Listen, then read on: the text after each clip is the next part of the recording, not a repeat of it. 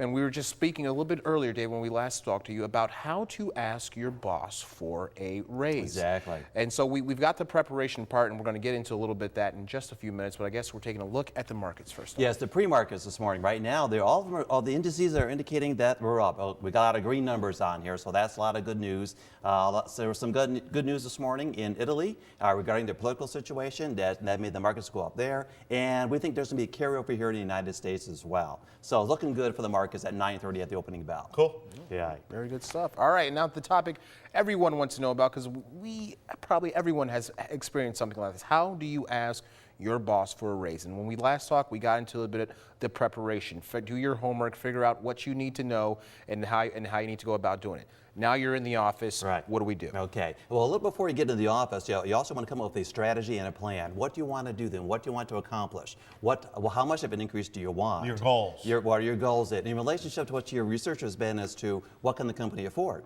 A lot of companies are having problems these days, so that's a consideration you have to have. So you have to temper what your ask is going to be realistic, number one. You don't want to be perceived as being greedy. Exactly, because that will get you nowhere as well. Okay, but also you want to, do you want to say that, okay, now if I don't get this raise, I'm going to be walking? If so, that's probably not the way to do it, because they might say, go ahead, we'll see you. But so you want to be realistic about it. So, whatever you decide, you have to follow through with, number one. Number two. And then realize that they could say no. They could say no, and very well could under certain circumstances. So make your case.